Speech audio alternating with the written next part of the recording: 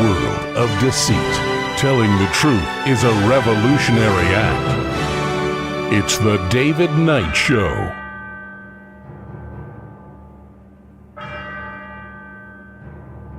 As the clock strikes 13, it's Tuesday, the 2nd of June, year of our Lord 2026.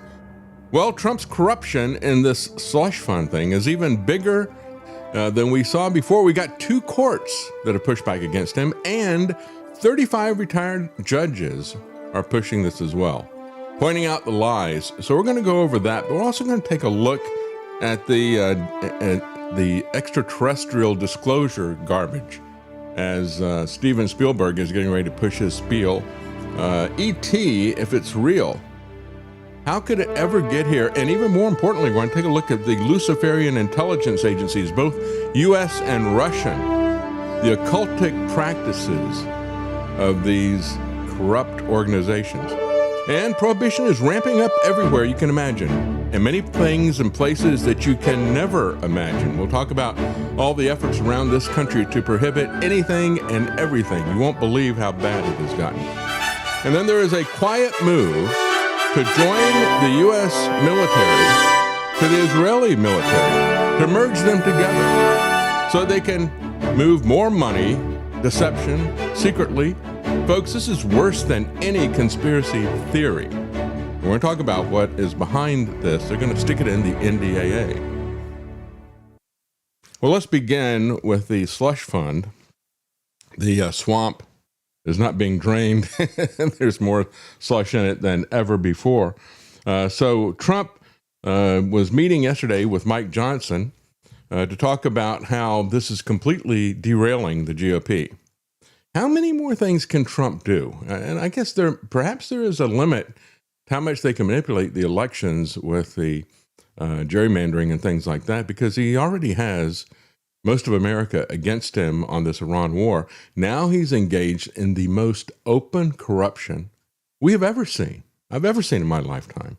And so the two of them are getting together to talk about this because this has frozen their desire to get more funding from ICE and Border Patrol. It is basically freezing everything, and it's going to freeze them out of the leadership in Congress as well. Well, the fund has been temporarily blocked by a federal judge from awarding payouts, and another one is actually investigating, after 35 judges have pushed for this, actually investigating the inherent corruption in all of this, and the corruption in what Acting Attorney General Todd Blanche has done. Acting is the appropriate word, I think, here. Anyway, Trump has continued to support it, the slush fund, creating a headache for GOP lawmakers, trying to get a reconciliation bill passed and also trying to get reelected. Johnson and Trump met yesterday morning on the weaponization fund. It has completely screwed up passing reconciliation, ICE funding, and other issues for the GOP voters. But Reason had an excellent article about how corrupt this settlement is. It's not just one, but it's 2 judicial roadblocks, two judges in 2 very different areas. One of them, the Eastern District of Virginia, the judge temporarily barred the Justice Department from allocating any money to this nearly $2 billion fund. The other one is in Southern District of Florida. Judge Williams there closed Trump's case on May 18th after he dropped his lawsuit. But she ordered a briefing on the question of whether or not the settlement was, quote, a product of collusion and a fraud on the court. Well, absolutely it was. As a matter of fact, 35 former federal judges that have been appointed to positions by presidents of both major parties filed a motion with her. They urged her to reopen the Trump versus the IRS because the purported settlement, they said, which was never submitted to her for review, raises profound questions about the party's candor towards the court and manipulation of the judicial system. And this is what Trump is boasting about. He says, hey, I'm basically suing myself, and I can just award this money to myself. It's a crazy thing. It's like, yeah, it really is, especially when you're so stupid you would even say that out loud. Williams thought these questions were worth exploring. She said a court is empowered to investigate serious misconduct as a collateral issue within the purview of Rule 11 and to determine whether or not an attorney has abused the judicial process. Rule 11 aims to deter baseless filings. It authorizes sanctions against attorneys who file claims that are legally frivolous and unsupported by evidence or driven by an improper purpose. I think maybe the Attorney General needs to be disbarred. That's the situation we have here in America right now. Under that rule, attorneys who submit complaints, briefs, or motions are required to certify that the filing is not presented for any improper purpose. A party's decision to file a frivolous lawsuit for the sole purpose of forcing a settlement may qualify as such an improper purpose, said the judge. Even worse, this is just a pretext for awarding himself cash. You talk about fraud. It was fraud on steroids. They point to the fact that the settlement in question includes a 3-paragraph addendum that purports to bar the United States from pursuing claims that could have been otherwise asserted against the Trump family. That's the statement that was added later on by so-called Attorney General Todd Blanche to say that they have immunity to any issues that the IRS might have with the Trump family, which basically gets them off the hook for about $100 million worth of payments and fines and things like that. So it highlights the fact that the defendants did not even try to defend against plaintiffs' claims, despite their active opposition to nearly identical claims and other litigation. So what they're saying is the Department of Justice actively opposes claims like this and other litigation, but they didn't defend against this because essentially his boss was also the plaintiff. The former judges also assert that plaintiffs' claims were clearly untimely, therefore untenable. As a matter of fact, under federal law, we had not talked about this before, plaintiffs have to file such claims within 2 years of learning about unauthorized disclosure of their tax information. Trump clearly missed that deadline. And I guess the Attorney General clearly missed the fact that he missed the deadline too, right? Because it has been more than 2 years since the guy who leaked the information was not found guilty, but he pleaded guilty. And so they knew about it before he pleaded guilty, but he pleaded guilty more than 2 years ago. So they missed the deadline. Trump's lawsuit averred that the IRS contractor had inflicted at least $10 billion in damages. Where does that number come from? That was the other thing, right? And I've pointed out so many times, he files a $10 billion lawsuit against all these different media organizations, the Wall Street Journal, the BBC, many others, and then he settles for other. It's just a number that he throws out there. It has absolutely no basis. It is totally frivolous. The basis of his lawsuits are frivolous. The amount that he is suing for is frivolous. They said the complaint did not make any attempt to back up that $10 billion in damages number, which by some strange coincidence is exactly the same as Trump's estimate of damages in several other lawsuits involving distinctly different claims. He just sues everybody for $10 billion. It's just so obvious what a fraud and a liar he is. They also argued that the IRS should not be held responsible for the conduct of someone who was employed by a private contractor. This guy who did it was working for the consulting firm Booz Allen Hamilton at the time. The government's lawyers did not try any of the defenses suggested by the IRS. In fact, they never even officially responded to Trump's claims at all. In other words, they didn't respond to the lawsuit. They didn't try to defend anything. The IRS was saying, well, here's how we would defend against this. The Department of Justice did none of that. A failure that highlights the egregious conflicts of interest created by this lawsuit. I'm supposed to work out a settlement with myself, Trump acknowledged a few days before he sued the IRS. And he has already awarded himself money and damages and other issues as well. That bizarre situation prompted Judge Williams to question whether the case involved a genuine controversy between adverse parties, as is required for a lawsuit to proceed. And that's something several judges, including Judge Napolitano, pointed out. He said, first of all, in a lawsuit, you have to have an adversarial situation. You can't be both plaintiff and defendant. That is total nonsense, like everything else in the Trump administration. In addition to an apology from the IRS, Trump got $1.8 billion for purported victims of lawfare and weaponization. And again, don't get caught up with this head fake. Bringing in the J6 people, as I said, was simply to try to appeal to his base, who he knew were going to see that this was fraud. Everybody was going to see that it was fraud. But he could pull them in with this tribal stuff, right? And yet the reality is that this is really about him. It's not about the J6 people.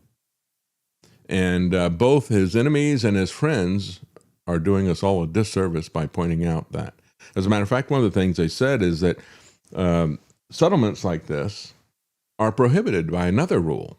In other words, you can't, if there's an action, a lawsuit or something like that, you cannot award money to somebody that is not involved in that at all.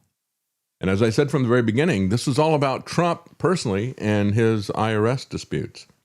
It's highly unusual for the Justice Department to settle a lawsuit by agreeing to pay people whose grievances are completely unrelated to the plaintiff's claims. Such settlements, in fact, are prohibited by a rule that the Justice Department issued during Trump's first term. That rule, which Pam Bondi, then the Attorney General, reaffirmed in February of 2025. And it bars settlement payments to a, quote, non-governmental person or entity that is not a party to the dispute. That's exactly what's going on with the J6 people. In case the payoffs to Trump's allies were not corrupt enough, Todd Blanche revealed on May 19th, he put in his extra addition there, protecting them from any disputes with the IRS, saving the Trump crime family $100 million or more. When Trump dropped his case, neither his personal attorneys for the Justice Department's lawyers, who also work for him, neither of these people who work for him informed the judge that they had dropped the case. So she said, there was no settlement of record. They never sent me a thing saying, yeah, we settled this and here's what we did. The Justice Department neither submitted any settlement documents nor filed any documents ensuring that the settlement was appropriate, where there was an outstanding question as to whether an actual case or controversy existed. Here's the bottom line, folks. Trump is not careful with the details. He doesn't care. He feels like he can do anything he wants. He has become so arrogant, so filled with hubris, that he doesn't even bother to try to lie to us. He doesn't even bother to try to war game this out and come up with some kind of a plausible explanation. He just does whatever he wants. That is going to be his downfall. Williams was deceived, the former federal judges said in their motion, 35 of them, by the way. Neither the plaintiffs nor the defendants said anything about a settlement in court. The Justice Department publicly announced a settlement of this action shortly after the plaintiffs filed their dismissal. There was never an adversarial proceeding over which the court even had jurisdiction, says the motion from 35 former federal judges appointed by both Republican and Democrat administrations. This is truly amazing. And yet we've got even more Republicans moving back against this. You got Lindsey Graham even saying, hey, you need to get rid of this. This is a hot potato that's going to really bounce back against you. And we have a very conservative Republican. Her name is Kat Kamek. I don't know anything about her except that I've seen people say she's very, very conservative. Her husband is a first responder. He is someone who is a medic for a SWAT team. And she is highly offended by the idea that some J6 people could get money out of this. Well, as someone who served on the weaponization committee last Congress, I can tell you that the issue is very real and it is rampant. But I'm not sure that a $1 billion+ slush fund is the answer. I think if you really want to eliminate the weaponization that takes place within the federal government against American citizens and those that serve, you need to actually address the root cause. This is the problem that we have in Washington. It's the idea of throwing money at a problem and hoping it goes away. I think that money could be better spent in bringing down the cost of everything and making life more affordable for Americans while simultaneously addressing the system that allowed for the weaponization against individuals here in this country. And certainly I will say, as the wife of a first responder, absolutely under no circumstances would I ever support any payouts for anyone who ever assaulted law enforcement. All right. Well, yeah, somebody said, well, if you lose her, she's one of the more conservative members, you've lost pretty much the GOP. As a matter of fact, Lindsey Graham, even as I said, he's urging Trump to stop this before it's too late. She said, you need to actually address the root causes. And I said this before Trump took office, after he got elected. I said, yeah, this weaponization stuff that Biden did is really bad, rather than saying, well, Biden did it, so I can do it. I can take it to the next level, which is what they both do. We just up the ante each time. And it is creating a downward spiral as we all go down the drain. Every time you hear these people on the Republican side, whenever Trump does anything criminal, they say, well, Biden did it. Well, Biden did it. So that gives us an excuse. That's not how it works. We have a constitution. We have a rule of law. And these are things that need to be bolstered, need to be enforced, need to be strengthened if necessary to stop this kind of. That's called reform. They don't want any reform. Trump wants personal power. He wants personal political power, and he wants money, and that's what this is ultimately about. He is not going to reform anything. If he leaves it corrupt the way that it is, and if he grabs the corruption that Biden put in and adds to it to make himself more powerful, what that does is that is Trump making himself personally more powerful, personally more feared, rather than making the government better. He's making the government worse in order to do that. And so then you have Mike Pence, who goes on and he talks about this slush fund on Sunday. And boy, MAGA comes out against Pence. They really hate him. You know, Pence said he's deeply offended that some of this money could be going to people who had attacked the police. And again, both Trump's friends and enemies, both the people who are in either side of this, they all understand the corruption involved in it. And they're all going back to the J6 situation. You heard even Kat Kemick say that. Her husband, a medic for a SWAT team, as well as a firefighter. So she said, I can't support that. Well, they didn't come after her, but they came after Pence for that. And this outlet here, which is the Independent Sentinel, said you can have logical disagreement about the slush fund. Logical disagreement? How about the fact that it is an illegal fraud upon the court and the American people?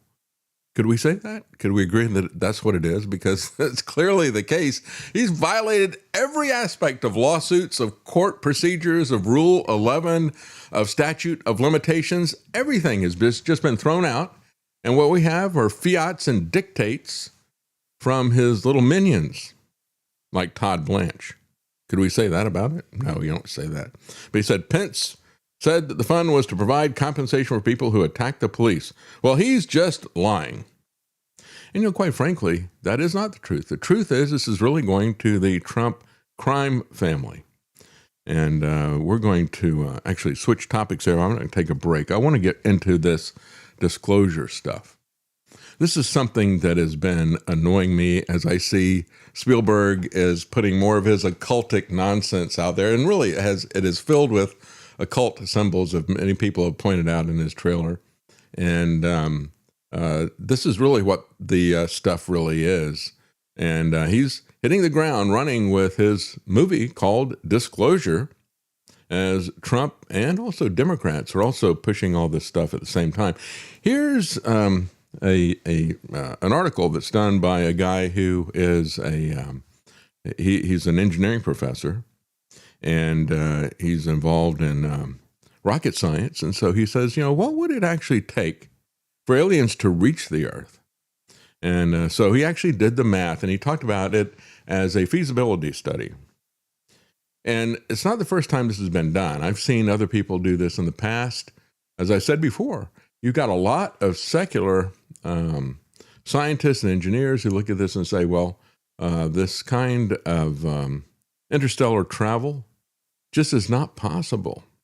And it's not practical. Why would somebody do something like this? And so he goes through and he talks about what it actually take to get here. This is why a lot of them say, well, I don't think it is interstellar. It might be something that is multidimensional, but it's not interstellar. And so what he's pointing out, he says the closest, very closest star would be 4.25 light years away.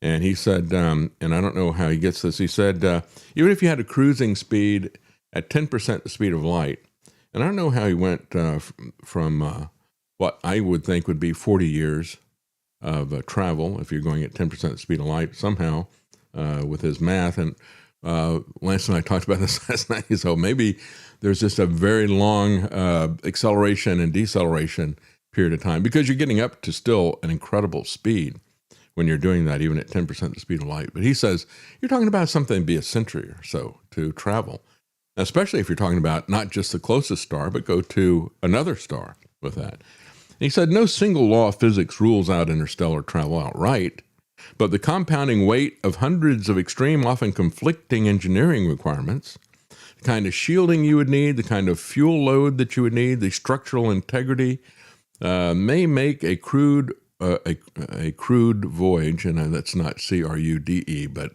it's a voyage with a crew on board, to Earth would be physically impossible, regardless of how advanced a civilization becomes.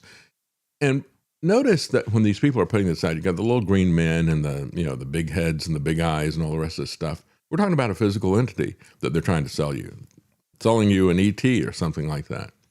And he says that simply isn't going to happen. You have to go through an acceleration phase, and even after you're going at 10% the speed of light, he points out that space is not completely empty.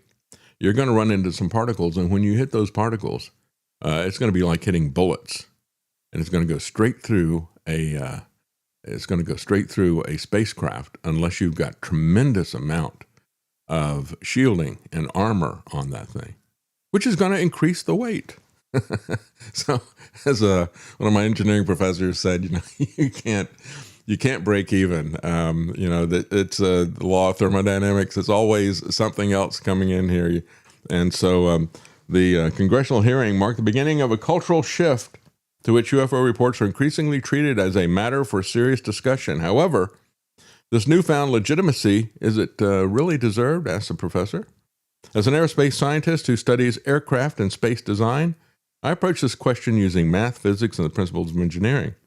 To assess the plausibility of alien visitors, it's necessary to understand the obstacles that extraterrestrial vessel would need to overcome to reach Earth. So the first one is the tyranny of distance, which basically turns into time involved. Why would they make such a long journey? And so he goes through some analogies here, like if Earth was the size of a pea, the distance would be blah, blah, blah.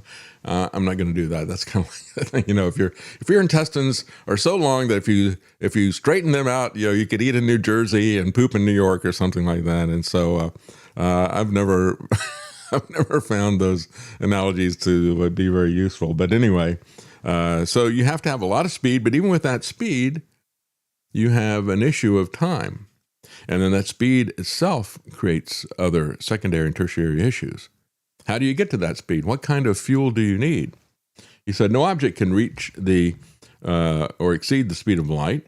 But well before approaching that threshold, engineering constraints begin to assert themselves. Limited fuel availability, the potential for structural damage, will restrict the spacecraft's peak velocity. There's no universally accepted upper limit on interstellar flight speeds, but studies tend to converge around 19,000 miles per second, which is 10% of the speed of light. As a realistic cruise velocity at this speed, a journey of 10 light years will take approximately 100 years to complete. Finding a way to accelerate the ship to target cruise speed is the central challenge facing any would-be alien explorers. The lack of atmosphere means that you're not going to have any drag, so you're going to spend all your fuel accelerating. and then you can just coast, right? However, you're going to need to have course corrections, and you're going to have to expend the same amount of fuel in order to stop, because there also is no drag. There's nothing to brake you except for your propulsion system. So you're going to use it at the beginning and the end of the trip.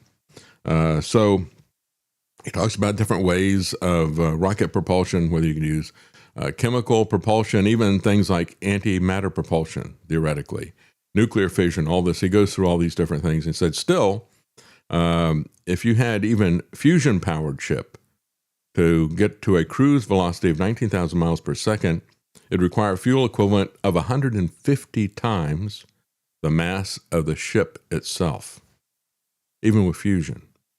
This is why even the fuel requirements are, I guess we could say, astronomical. He says, interstellar space contains a lot of space matter, smatterings of hydrogen atoms and other things like that, which typically would be negligible. But at 19,000 miles per second, they would smash into a ship's hull with the energy of a .22 caliber bullet. And so you've got to armor the thing. Now your mass is even higher, which drives up even more of the demand for fuel.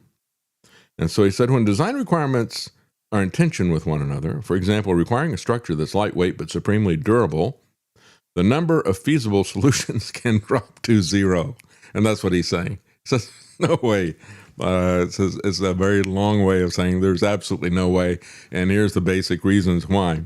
No single law of physics prohibits interstellar voyage, but the combined effects of hundreds of extreme, often conflicting engineering requirements render it physically impossible. The question would go further in terms of shedding light on the deeper mysteries of the universe is, how on earth did they get here? And so anyway, he's a professor of aerospace engineering at Georgia Tech. And very interesting article. And as part of this, I also picked up an article. This one was done by Reason Magazine, which does not get into the occultic woo-woo stuff, except in a historical standpoint. And this is something that has been really heavily involved with the Bolsheviks and with the CIA. Groups that I have always considered to be highly satanic. And so I thought it was worth covering this as well, especially because I think it is all rooted in this disclosure deception that is there as well. Just understand the same people who are pushing all this stuff about disclosure have been involved in remote viewing and seances and mind reading and all this other kind of stuff, thinking that they're getting something for real. This is the CIA as well as the Soviets. Psychic soldiers, mind readers, dolphin drones, the Cold War's weird paranormal history. How Soviet seances and CIA remote viewers sparked decades-long arms race that no one was supposed to know about. They get into these paranoid competitions with each other, just like artificial intelligence is the most recent one, over all kinds of things. But I think really this is a tale of our Luciferian overlords who are involved in all kinds of paranormal, supernatural things.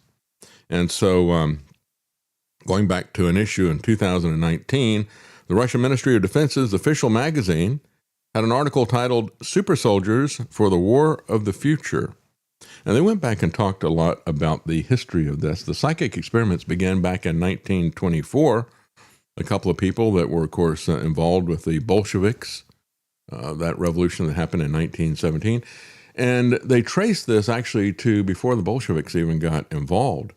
If you go back and you look, many people know about Rasputin, of course, and his influence on the Romanov family that were the czars at the time. But a lot of this stuff was brought in by some people way before that that started getting involved in the occult.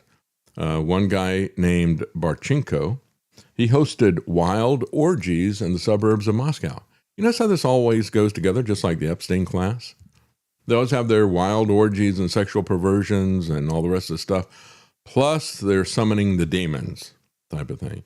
He planned an expedition to Tibet to find out information from the legendary Buddhist kingdom of Shambhala of song fame. He believed that ancient civilization hiding beneath the Earth's surface, and that he could get advanced scientific knowledge that would accelerate the path to communism. And when the communists took over, they jumped into all of this. You know, it is kind of interesting that when you see revolutions and massive societal change, and they point this out in this article, when empires are dying, when others are being born, there is a flurry of occultic activity. Isn't that interesting? You know, I think that there is a Christian answer for this. As Satan told Jesus, he said, I can give you any of these kingdoms that you want. And I think that really is what is in operation with all this stuff, especially with the communists. You've got people like the guy who wrote, what is his name? Rules for Radicals. What's that Saul Alinsky? Yes, thank you. Thank you very much, Lance. Saul Alinsky, you know, he dedicated his book to Lucifer, right? The original rebel, he said. Well, the special section kicked off a century-long paranormal arms race with surprising legacies that can still be felt today. As a matter of fact, these guys who were pushing this Barchenko and others, they got into all this thing about, well, there's going to be ancient civilizations, there's going to be hidden scientific knowledge. That's what the occult means, right? Hidden knowledge. And so the Russian fascination with exotic spirituality and sexual perversion predates the Soviet era. Russian Orientalism flourished after the 1858 treaty that granted Tsar lands that formerly belonged to China's Qing dynasty. Russian explorers and academics ventured into Inner Asia and Tibet. The intelligentsia of St. Petersburg snapped up their travel accounts, ethnographic studies, and spiritual guidebooks for the imperial capital. Eastern spirituality met European New Age trends. You had hollow earth theory, meditation, reincarnation, tantric sex, and occultic science. It's all the same stuff. It just keeps repeating. This is what we see with the elites, with the Epstein class, even today. Both underground movements, socialism and spiritualism, surfaced and joined together in the Bolshevik coup d'etat of 1917, the Russian Revolution. Russian Revolution was not just a change in government. When the boundaries of the church, of the Tsar, and of the empire vanished, they believed that they could reconstruct reality itself. Now, this might sound like this is a Christian writer. This is actually Reason Magazine. They have actually no foothold in Christianity whatsoever, but they can see where this is. When you remove the restraints that are there, the restraints to the church, this is what happens with it. And so they described, there was a book that went into all the stuff that happened in the Russian Revolution. It was called Red Shambhala, Magic, Prophecy, and Geopolitics in the Heart of Asia. One psychic skill that these two guys were pushing it through, Bokai and Barchenko, lacked, as they point out in Reason, was the ability to predict the future. They were both executed in the Great Stalinist Purge, the Great Terror, as they call it. But their experiments have a long afterlife and were picked up in the United States. The United States got wind of it, and they started doing it themselves. Interestingly enough, you know, and I didn't pick up on this when Trump came out with the Stargate thing. I started thinking of the movie and the TV series. But the CIA named their remote viewing occultic stuff, they named that the Stargate Project. And again, never forget how occultic and satanic Luciferian the CIA is. They have always been involved with drugs and channeling and the occult. The knowledge of Soviet psychic experiments reached America. In 1950, CIA officer Edward Hunter introduced the Chinese term brainwashing to English speakers. He wrote a book, Brainwashing in Red China, The Calculated Destruction of Men's Minds. And that really caught on. And so we had a lot of people in the 1950s talking about brainwashing. You had the Manchurian Candidate, if you remember that movie. He claimed that the Soviet secret police had taught Chinese communists advanced interrogation techniques. Then we get to the 1970s. Hal Puthoff, an American electrical engineer with a PhD from Stanford University, began conducting parapsychological experiments at the Stanford Research Institute. He was then approached by the CIA, which told him that the Soviets were conducting similar research. So the CIA began sponsoring the activities. That became the Stargate project, investigating how psychic phenomena could be used by the U.S. for military and intelligence purposes, later immortalized in the film The Men Who Stare at Goats. And of course, that was also, I can't remember the couple. There was a guy who was a general, maybe some of the listeners remember him, but his wife, Rima something or the other, was a frequent guest with Alex Jones. And I always looked at this and I thought, why are we talking to people who are involved with the occult at the CIA? The Men Who Stare at Goats, and how they're going to do remote viewing and projection. This project, Stargate, results were contested in 2005 interview with Jimmy Carter, the General GQ had. He said that a psychic woman from California who worked with the CIA was able to locate a crashed plane referred to as a Soviet bomber. She was able to find it, he said, in an African jungle. The woman entered a trance and wrote down a series of coordinates which the Americans used to retrieve the plane. Carter wondered if this was just a, quote, gross coincidence. Well, if it's true, it couldn't possibly be a coincidence. How do you get exact coordinates of a plane by coincidence? And then on the Joe Rogan Experience, Puthoff himself claimed the CIA remote viewer reported the evidence of a Soviet Typhoon-class submarine before it was public knowledge. There's a lot of these types of stories. Are any of them true, asks Reason. A 1983 Defense Intelligence Agency report concluded that the Stargate project was highly variable. It was mixed with much extraneous or inaccurate information. This led to another project. They called it Grill Flame, and this was to establish the reality and the repeatability of the remote viewing phenomenon. And that one concluded that it was a real phenomenon and a potential threat to U.S. national security. So let's set up another department here, and we can pay ourselves a lot of money out of the black budget. Black budget, indeed. And so, when you look at the Stargate project, again, why would the Trump administration go back to this occultic project title? Is there something there about artificial intelligence and MRA that they were combining in that Stargate project at the first day of the Trump administration? Were they giving you a hat tip about this? Meanwhile, Russia claims that soldiers learned how to read minds. In a 2015 interview, the Secretary of Russian Security Council claimed that former U.S. Secretary of State Madeleine Albright thought that Siberia and the Far East did not belong to Russia, and that Americans are jealous of Russia's resource wealth. Albright never publicly said anything along these lines. I tell you what, though, what they're saying is that a mind reader who figured this out at the same time she was working on this privately. But I got to say, it's not that hard to read that into Madeleine Albright's personality that she would do something like that. I think I could do that, and I don't claim that I'm a mind reader. Russia's Ministry of Defense magazine claims Russian soldiers have learned to read documents that are locked in safes, regardless of what languages they were in, and can psychically identify terrorists and go days without eating, drinking, or sleeping, they said. So what drives all of this paranormal research? Well, Reason thinks that it is basically paranoia. The fall of empires gives birth to all kinds of bizarre belief systems, they said. And again, I think that is true. It's part of what we're in right now, this fourth turning.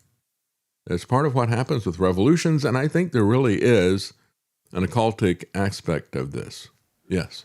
Though another thing, certainly there is a lot of these people in the intelligence community that are definitely tied into the occult, but with stuff like the remote viewing woman that found the plane, or them claiming that, we read her mind, that's how we figured out the context for every action that she's done while she's had power.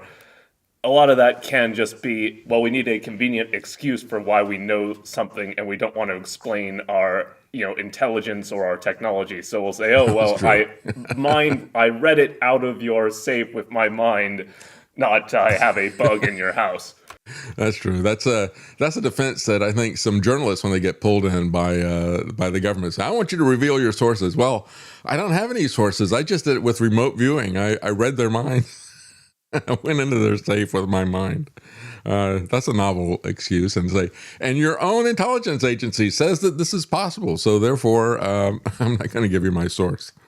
So anyway, reason just chalks it up to paranoia, insecurity, and desperation. Of course, all of those things are constantly factors within these intelligence agencies, but I think so is the occult as well. I think it's just another data point that kind of links us to the Luciferians and to the UFO stuff, and to the deception that I think is going to be there with disclosure. I mean, these people, whether you think it's real or not, it still is a deception. Whether it is something that is supernatural and real, that is a deception. If it's something they're just making it up, that is also a deception. And by the way, if you don't believe any of this stuff is real, it should make you even more skeptical of the UFO disclosure stuff that's there. At the very least, it shows the desperation and the paranoia of those who are desperate to get power and to keep it. Which kind of brings us back to the other movies that are coming out. You know, it's good to see as I look at what Steven Spielberg is doing and the utter garbage and satanic lies that he's selling to people. And all of them. I mean, look at what Hollywood has become. It has become a conduit for the worst Marxist and satanic ideas that you can imagine. And it's kind of interesting when we look at the box office this last week. Star Wars movie, they came out with a new Mandalorian movie, and it just tanked after the first weekend. Just tanked. It dropped 69%, the biggest drop of any Star Wars movie. And yet at the same time, so where did it drop? It dropped to like third place. Who were the first two places? These are very small budget films that people are doing on their own. And so, you know, this is one thing when we look at AI, just like any other tool, it can have good or it can have bad uses. And one of the things that it may do is put storytellers who don't have one of these monopolistic movie studios, may put them on even footing in terms of production values, right? Because that's one of the big things. It's an obstacle. You know, anybody can have a better story than Hollywood. Their stories are just horrible. I mean, we sit around and say, let's watch a movie and just kick back and relax or something. We look at it and it's like every one of these movies is about the worst kinds of people doing the worst things that you can imagine. And I said, how in the world?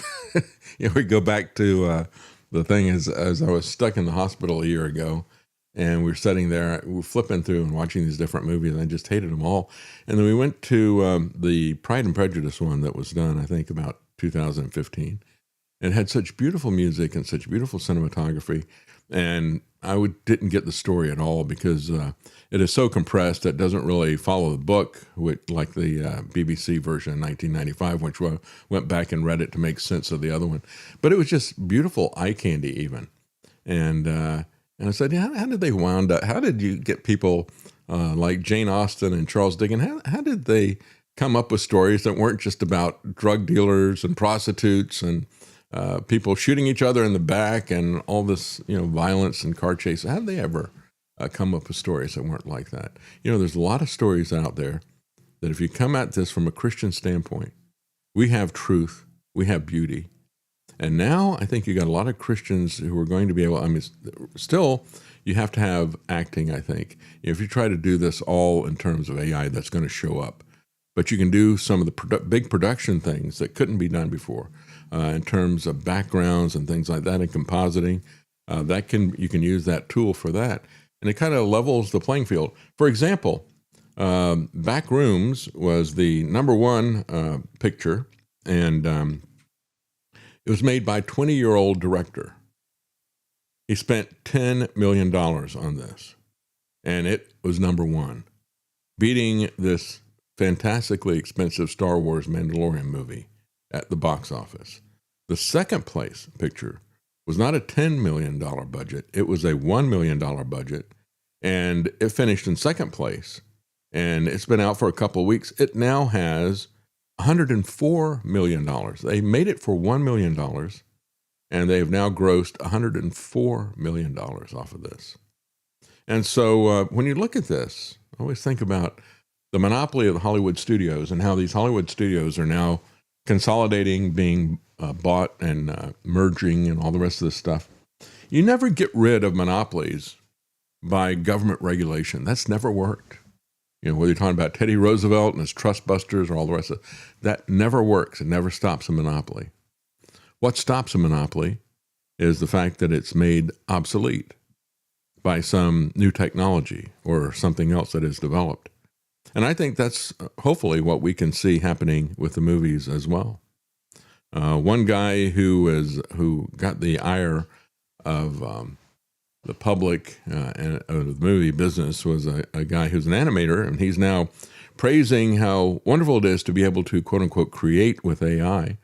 His name is Gutierrez, and he said animating with AI was like having sex and then they hand you the baby, and you skip the pregnancy period here. Because he said it used to take a very long time to have an idea and to work on it and to have it come to fruition. And he said, for someone like me, who's used to waiting so long, this has been a life changer. Well, I would say the analogy is that if you use AI for this, if you've got an idea where you want to go with something, what happens is they hand you the baby, and then you realize that it's got an extra arm, or it's missing a leg, or its head is on backwards or something like that. That's typically what I've seen when I use AI. It puts in all kinds of extraneous, crazy stuff. And you got to sit there with a keen eye and study it to see what additional hallucinating things it's added in the background. You'll get a baby. It won't be your baby, and it will be deformed, but it'll be a baby. That's right. Yeah, it'll have a completely different face than it started with, and it'll transform throughout the sequence that it's doing. But it will be a baby. And so these people point out, they said, the truth is that art is inseparable from the labor that produces it. And any attempt to take that labor out of the equation will produce something that is hollow. I think it's a great way to describe it. It's not just doing the work for you. AI takes the labor that we loathe out, but it also takes out the opportunity to stamp actual intent in it. So he says, he's had some people who are pushing back against what he said at this event. He said, well, I'm going to leave the comments open so you can get all out in the open and hopefully feel better. And he says, just don't threaten my family with any of this stuff. Well, people didn't get mad enough to do that, but one person nailed it. Said, disappointment is an understatement. It goes against why we tell stories, why we motivate and move people. You discarded something that is priceless. That's right. The actual humanity that is involved with all this. And of course, as this is all happening and we look at our AI wannabe overlords, there was an interesting book that came out from a whistleblower talking about what it was like at Facebook. Yes, go ahead. Before we move on, I just wanted to say something about what you were talking about with AI enabling small filmmakers is that, yes, if you just leave it to a machine to do all the work, you're going to get something really weird and kind of trash. But another thing is you can use these tools creatively to get something that you otherwise would have required a huge budget in the studio for. That's right. If you have enough effort into getting the right thing, you can still use it well, I believe. Yeah. You can still, with a lot of effort and a lot of repetition, you can happen upon some interesting backgrounds and settings and things like that that would take a lot of time and money to produce that in the studio. That's why I mentioned that. Well, not just hitting the button over and over again until you get something good. It's stuff like when I wanted the mosquito to fly into the room and then turn into Bill Gates for that video I did a while back. I had to first create an image of the mosquito and then an image of the room and have the mosquito in the room and then a whole bunch of steps to get that sequence.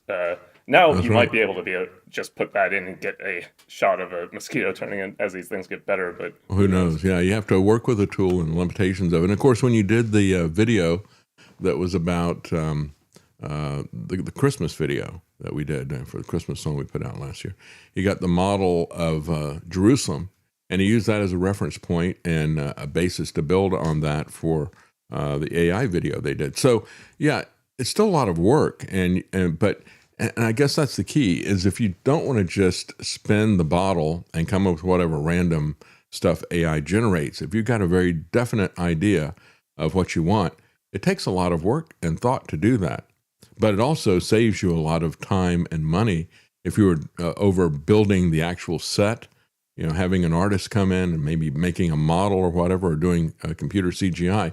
It saves you a lot of time over that. You may still have a lot of things that you have to be very careful about when you put it in. But when we look at what is happening, there's a whistleblower who wrote a book about Meta, about Facebook.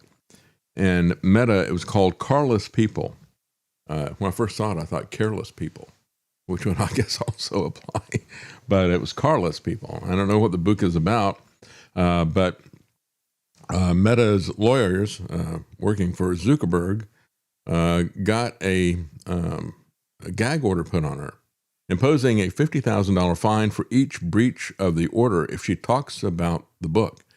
And should I have been scheduled to go to an event to talk about this.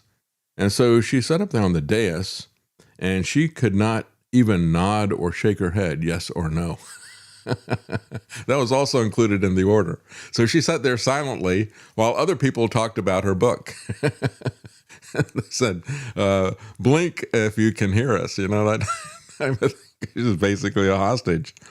Isn't it interesting that when you've got something to hide, you always resort to censorship? And we have seen this from our government. We see it especially from the Israeli government, from AIPAC and the rest of them.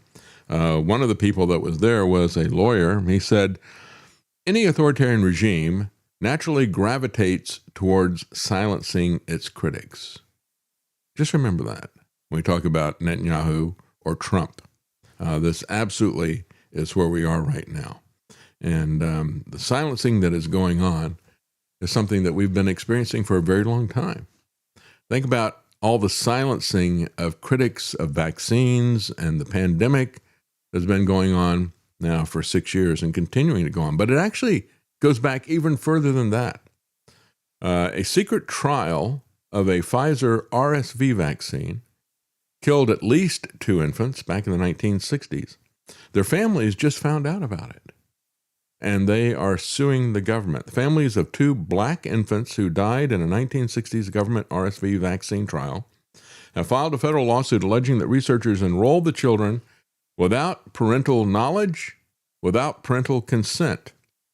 They also claim, listen to this, they used tissue samples from the dead babies to contribute to the development of the current RSV vaccines.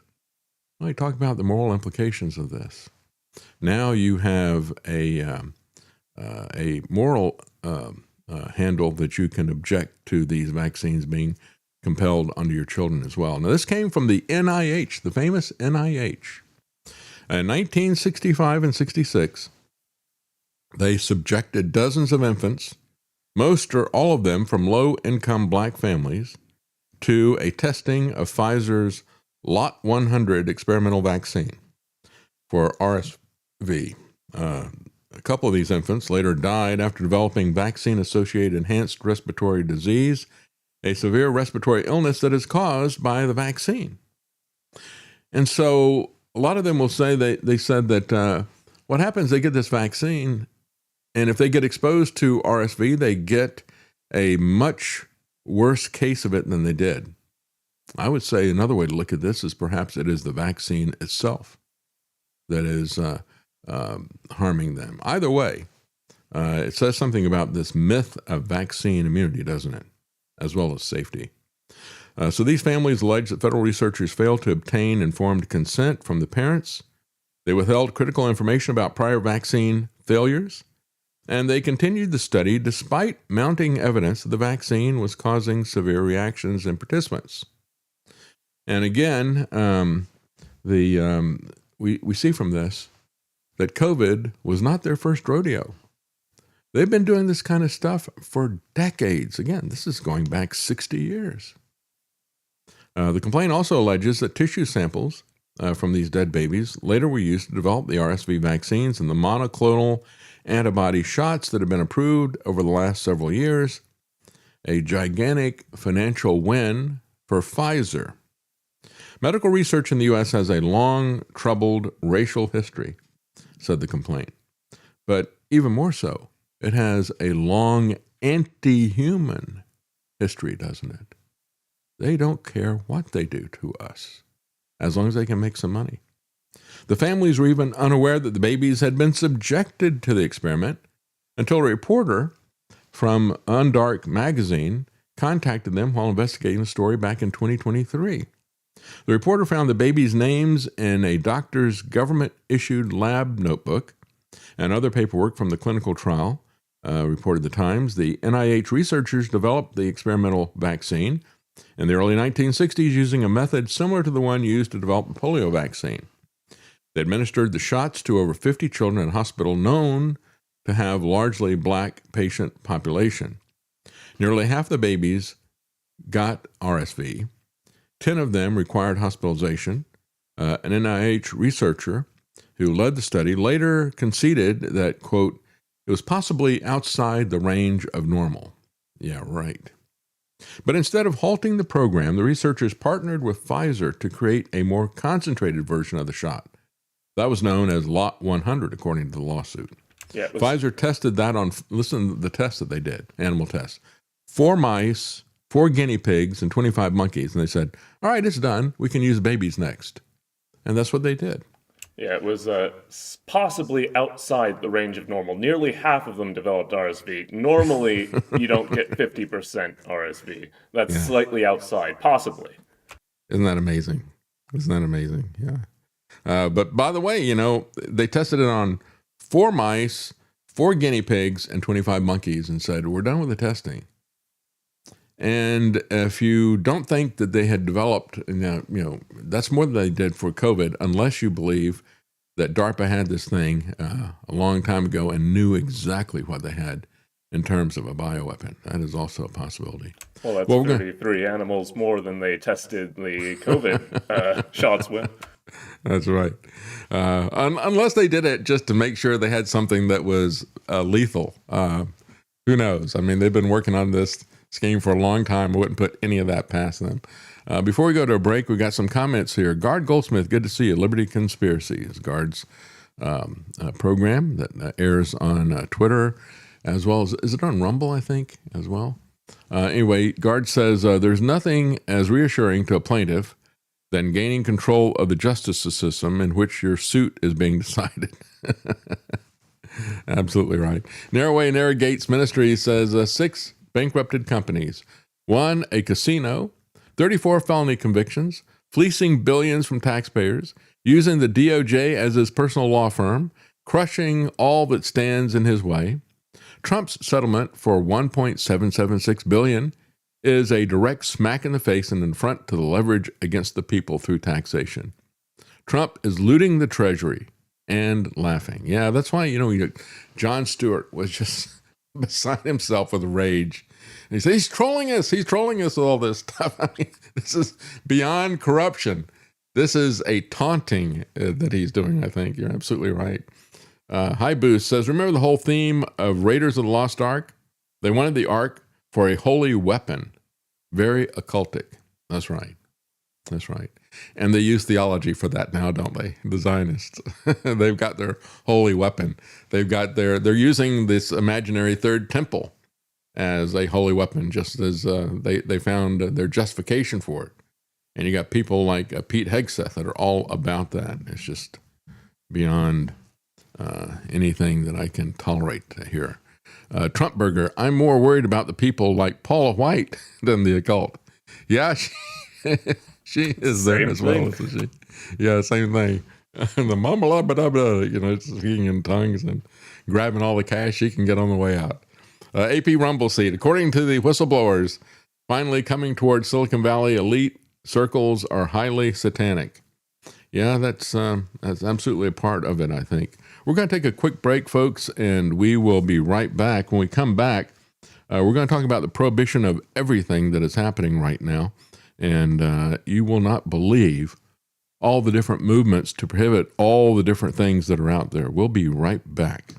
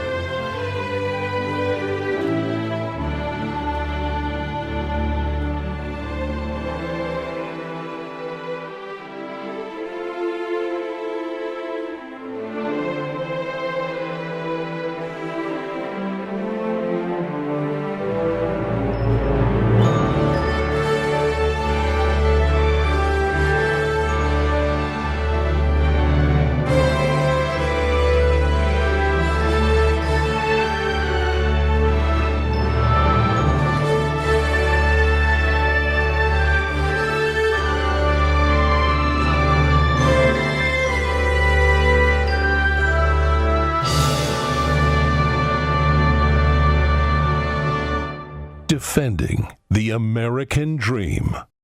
You're listening to The David Knight Show. APS Radio delivers multiple channels of music right to your mobile device. Get the APS Radio app today and listen wherever you go. Well, here's the latest one from the gun grabbers. In Maryland, they want to ban all Glocks because there is a Glock switch that can be used to turn it into fully auto. Well, the Glock switch is already illegal,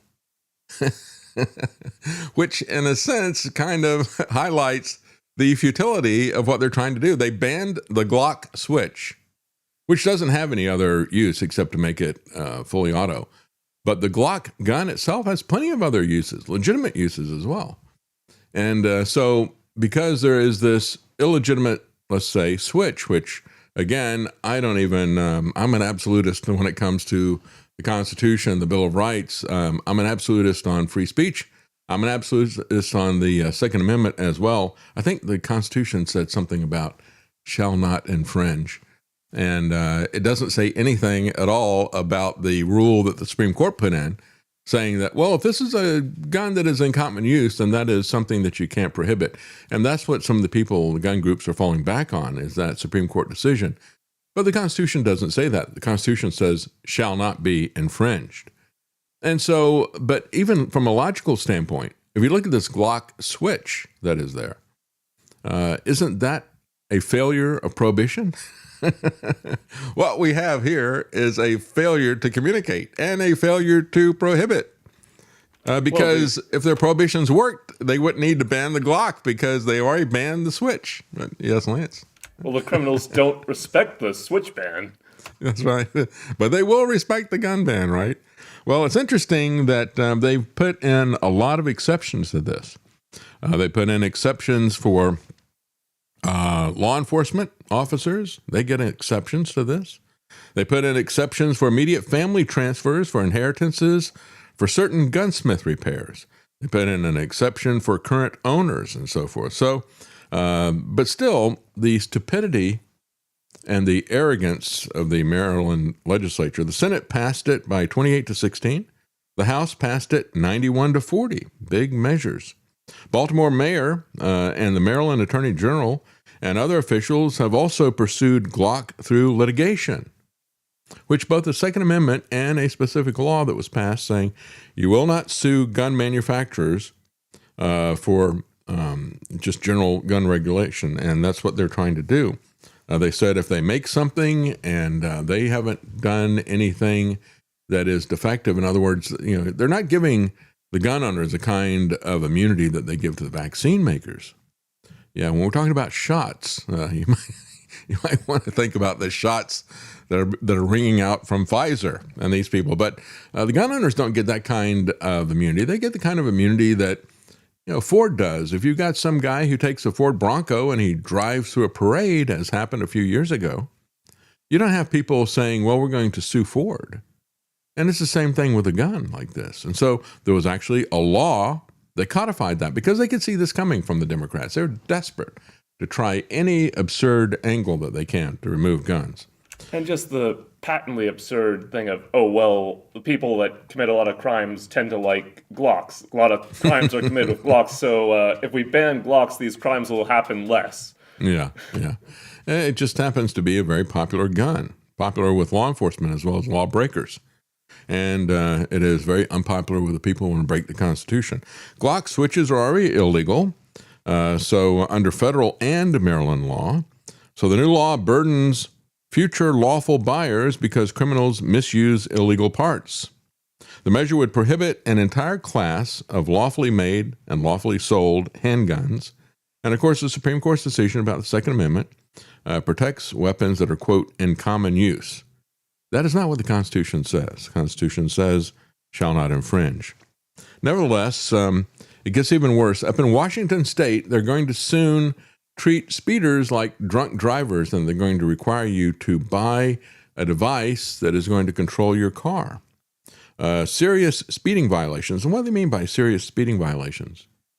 10 miles over the speed limit. If you're in a speed zone of 40 miles per hour or below, or 20 miles over the speed limit on faster roads.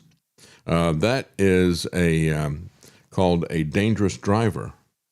I think the bottom line is they don't want anybody to have any guns, and they don't want anybody to be able to drive any cars. They want you to be forced into the cars that they control, along with their partner corporations. It's actually worse than the breathalyzers they put on cars for drunks. If you commit drunk driving, you get much less than what they would put on these speeder things. Restricting someone's top speed and acceleration can have a serious effect for safety. There are times when, for your safety and for others, you need to be able to accelerate. That's right. And so, again, putting these kind of governors on there, it's just another prohibition, but I think it's a prohibition that is ultimately aimed at human drivers. I have had more than my share of time in traffic court for speeding tickets, I got to say. And I have noticed while I'm sitting there, because I always contest it, and I've noticed while I was sitting there, the people who are there for drunk driving, I've seen them get off even though they were repeat offenders. I remember one in particular where there was a guy, he was a commercial pilot, and he had a lawyer, and his lawyer said, the prosecuting attorney is talking about his long history of drunk driving. And his lawyer gets up and he says, yeah, Judge, but, if he gets a drunk driving conviction, that's going to cause him to lose his career as a commercial pilot. And so it's like, oh, well, we got to have mercy on him over that. So how dangerous is it if you are a drunk pilot? I mean, this is one of the worst case scenarios. I think he just walked. He let him go.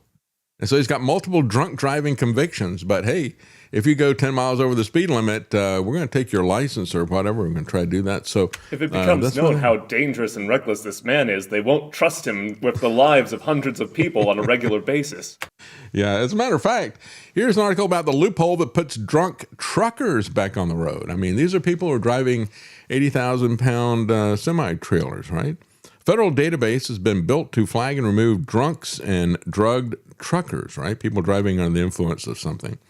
And yet, there's a loophole in it where they have these organizations that can supposedly rehabilitate them and then remove them off the list. And so they got these people who are gaming the systems. They just come in, you pay them, they take your name off the list. What if a current alcoholic or a drug addict could immediately get back behind the wheel by paying a third party to simply check off a box inside of the database? That's how Brandon Blackburn, 34, was able to get back on the road. He was arrested last year on charges of driving while impaired in a construction zone with cocaine in his possession. He said his prohibited status was cleared by another man who simultaneously runs a trucking company and advertises his substance abuse professional services across a network of trucking-related Facebook groups. Blackburn and others appear to operate within a network of actors who have been exploiting a loophole in federal rules to illegitimately clear prohibited commercial drivers. So what they're doing is, they set up a rehabilitation program. Then evidently the federal government has given the people running these rehabilitation programs the ability to say, all right, we've cleared him. He's good to go now. And they can remove it themselves without engaging anybody else as a third party. And so they revealed evidence was presented by FreightWaves. FreightWaves is a news outlet that focuses on transportation and shipping and that type of thing. And they did the research. They gave it to the Epic Times. Epic Times then verified every facet they said of the story. And they said, this is, believe it or not, as crazy as this is, it's true. Blackburn admitted to the Epic Times that he cleared drivers who had been flagged with drug or alcohol violations, even though he didn't have the necessary certification to do so. He claimed some of the people that he helped had their licenses incorrectly flagged in the system. He said, but still, he could do it to anybody that he wanted. And so at the same time, we have these drunk drivers, and they want to put a governor now on anybody who goes like 10 miles over the speed limit. You buy a separate device that's going to control your car while they're letting drunk semi-drivers go. And then you've got recently a bus driver who killed an entire family. Doesn't speak English. Could not speak English. He had a charter bus. He plowed into vehicles in Virginia last Friday morning, killing 5 people, including an entire family of 4. This guy's name is Jing Dong. He's Chinese. He killed 5 people, including the entire family of 4 from Massachusetts. 45-year-old man, his 44-year-old wife, their 13-year-old daughter, and their 7-year-old son. He is a naturalized citizen who doesn't read or speak English. My first question is, how do you become an American citizen if he doesn't read or speak English? That is a problem as well. And he got his license in New York State in 2024. The bus operator allegedly is a corporation that has a registered address in North Carolina at an apartment unit. So it doesn't look like a legitimate company that he's working for either. And so again, the people who are legitimate trucking companies and freight brokers are trying to pull this as well as the other case, make these examples for reform. But my question is, you're going to hammer drivers with excessive speed tickets while drunk drivers of semis get off, and non-English speakers not only get citizenship, but a commercial driver's license. Is it that they don't like Americans, or is it they don't like humans in general? So we got the robo-taxis are just exploding all over the place. And we just had Waymo pull their vehicles off of several different cities because they've had a lot of problems recently. They've had situations of them going through flooded zones. But this particular one, they had a couple of passengers, and this Waymo went into a construction zone, and all of a sudden it starts getting chased by a whole bunch of cops, and there's 2 passengers in it, right? A guy and his fiance, and they're looking at this, and it's like, goes to a construction zone. All the cops are chasing it with lights and sirens going on, and the thing speeds up and starts running from the cops. Well, the AIs have to copy what they've seen. They know what you do when the cops are chasing you. That's right. I guess this large language model has watched Dukes of Hazzard a long time, but it doesn't have a horn that plays Dixie. Imagine being in a self-driving car and it decides to run from the police. That's what they said. That was the funny thing about it. The guy said, I told my fiance we're going to die. We've had the Wayward Waymos video in the deck for a few days if you want a video. Go ahead and play that. It was the craziest thing I ever saw, that a Waymo would run from the cops. Wayward Waymos. This video here captured several of the self-driving cars just clogging up a neighborhood cul-de-sac. The people living in the Northwest Atlanta neighborhood say dozens end up circling their community. Channel 2 Steve Gelbach is on one street where they want the Waymos to stop. It's almost every little cul-de-sac around our area, so I think it's a real problem. Waymo after Waymo after Waymo enter this dead-end street, usually early in the morning. I think yesterday morning we had 50 cars that came through between 6 and 7. Neighbors on Battleview Drive started seeing the autonomous, driverless cars 2 months ago, but the groupings and large number of Waymos just started circling in and out in the last couple weeks. They even shared video with us when neighbors used this little guy to put him right out here in the street to block the Waymos from getting into the cul-de-sac, and you can imagine what happened next. And we had at one point Waymos that were stuck trying to figure out how to turn around. The Waymos are empty and not picking anyone up, and parents are worried, not only calling it excessive, but dangerous. We're families, we have small kids, we have animals and pets, we've got kids getting on the bus in the mornings, and it just doesn't feel safe to have that traffic. Neighbors reached out to Waymo and have not got a response. They've also contacted their council member, representatives, and GDOT, and don't know what to do. We would just like to see them stay on main traffic roads. I don't think there's any reason to be on small residential cul-de-sacs if they're not picking up somebody. Steve Gelbach, Channel 2 Action News. Meanwhile, Waymo is recalling thousands of its cars because of a software issue. The National Highway Traffic Safety Administration says the self-driving cars detect flooded roads but still continue to drive through them. Waymo says a software update will help. However, the company admits it has not fully solved the problem. Well, and of course, as Lance said, we've had that video on the deck for several days, probably over a week that we've had that there. And this incident of it running from the police happened after that. And so they reference back to the flooded zones, to the cul-de-sac looping and all. You know, when we look into this, weren't the leftists all about, well, let's not have excessive driving. We got to limit the amount of driving that people do. And that includes even the electric cars. But now they're not worried about that at all. They just put empty Waymos to just drive around at random. And so Waymo has now pulled its cars from freeways in San Francisco, LA, Phoenix, and Miami after this Waymo ran from the police. The couple was looking to get home, only for Waymo to veer off of a highway and accelerate at terrifying speeds while driving down a construction lane. All the while, the police vehicles were trying to chase it down with sirens blaring. There were construction signs, there were lights going on, police in the distance, and it sped up. That's when I looked at my fiance and said, we're done. This is it. Like Bill Paxton. We're going to die here. We're going to buy it on this rock here. What I thought was interesting was the thing eventually slowed down because they had somebody, I guess, in India who took over control of the Waymo. And then they come over the speaker in the car and they said, they talked to them and said, came on the line and said, from what I could see, it seemed like this was a stressful experience for you. So what do you want to do next? And he says, well, I was like saying, we want to get out of this. They're like, well, do you want to continue the journey? He said, absolutely not. And so then they offered him $40 worth of free rides for his trouble. But I thought it was interesting because, these people are watching the entire time from some other country somewhere in the world. And that's an amazing gift. Sorry that you got into a car chase with the cops. Here's $40 worth of a gift certificate for more rides. Let's hope that doesn't happen again. Really, yeah. It's so anyway, they're going back to the drawing board and they're going to review what's going on with their cars because they've got a lot of issues. But while we're talking about prohibition, they're pushing very hard to prohibit drivers. Here's Oregon, who's trying to prohibit all hunting, all fishing, and most farming.